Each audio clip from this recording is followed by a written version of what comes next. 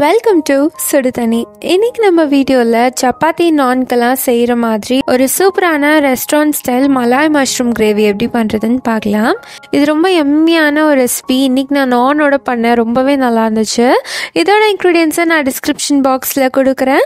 இப்போ வாங்க சேர்ந்து சமைக்கலாம். ஃபர்ஸ்ட் இதுக்கு ஒரு மிக்சியில் ஒரு பெரிய வெங்காயம் சேர்த்துக்கோங்க.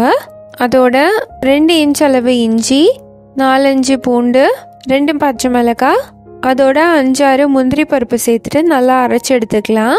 வெங்காயத்திலே தண்ணி இருக்கும், அதனால் தண்ணி தனியாக சேர்க்க வேண்டாம், அப்படியே அரைச்சி எடுத்துக்கோங்க.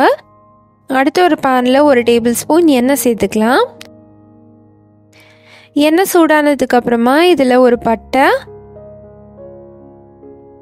2 ஏலக்காய் சேர்த்துட்டு நம்ம அரைச்சி வச்சுருக்க பேஸ்ட்டை இதில் சேர்த்துடலாம். மிக்ஸி அலசி அந்த தண்ணியும் சேர்த்துக்கோங்க. சேர்த்துட்டு நல்லா மிக்ஸ் பண்ணிக்கலாம். இது பச்சையாக சேர்த்துருக்கனால கொஞ்சம் பச்சை வாசனை இருக்கும், அதனால் நல்லா கொதிக்க விடுங்க. ஒரு கொதி வரும்போது இதில் 1 டீஸ்பூன் கரம் மசாலா, 1 டீஸ்பூன் சீரகத்தூள், 1/2 டீஸ்பூன் உப்பு சேர்த்துக்கலாம். சேர்த்துட்டு நல்லா மிக்ஸ் பண்ணி விட்டுருங்க. தேவைப்பட்டுச்சுன்னா இதில் கொஞ்சம் தண்ணி சேர்த்து நல்லா வேக விடுங்க. பச்சை வாசனைலாம் நல்லா போட்டோம். நல்லா மிக்ஸ் பண்ணி விட்டுறேன். அடுப்பை லோ ஃப்ளேம்லேயே வச்சுக்கலாம். இது நல்லா தண்ணிலாம் வற்றி நல்லா திக்காய் வரும். இருக்கட்டும். இந்த மாதிரி நல்லா திக்கானதுக்கப்புறமா இதில் 1/2 கப் பால் சேர்த்துக்கிறேன். நல்லா காய்ச்சி ஆற வச்ச பாலாக சேர்த்துக்கிறேன். சேர்த்துட்டு நல்லா மிக்ஸ் பண்ணி விட்டுறேன்.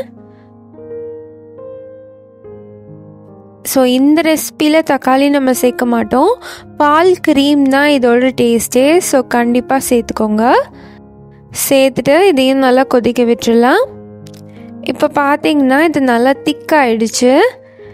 இந்த மாதிரி திக்கானதுக்கப்புறமா இதில் நம்ம கட் பண்ணி வச்சுருக்க 200 கிராம் மஷ்ரூமை சேர்த்துக்கலாம்.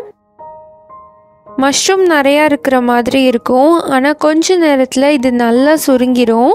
ஸோ நம்மளுக்கு போட்டது தெரியாது. 200 கிராம் மஷ்ரூம்ங்கிறது கரெக்டாக இருக்கும். நம்ம வீட்டில் தான் செய்கிறோங்கிறனால நல்லா தாராளமாக மஷ்ரூம் போட்டு பண்ணுங்கள், டேஸ்ட் ரொம்பவே நல்லாயிருக்கும். கடையிலலாம் போய் நம்ம இந்த கிரேவி வாங்கினோன்னா 50 கிராம் மஷ்ரூம் தான் இதில் இருக்கும். ஸோ வீட்டில் பண்ணும் போதாவது நல்லா மஷ்ரூம் சேர்த்து பண்ணுங்கள்.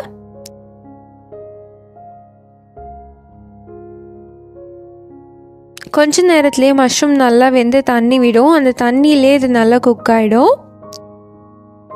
இப்போ பார்த்தீங்கன்னா மஷ்ரூம் பாருங்கள் நல்லா சுருங்கியிருக்கு, நல்லா தண்ணி ரிலீஸ் ஆகி திருப்பி வற்றி திக்காக இருக்குது. ஸோ இந்த ஸ்டேஜில் நீங்கள் பார்த்தீங்கன்னா மஷ்ரூம் இருக்கதே தெரியாது. இதோட 1/2 டீஸ்பூன் சர்க்கரை சேர்த்துக்கிறேன். 1/4 கப் ஃப்ரெஷ் க்ரீம் சேர்த்துக்கிறேன். சேர்த்துட்டு நல்லா மிக்ஸ் பண்ணி விட்டுடலாம்.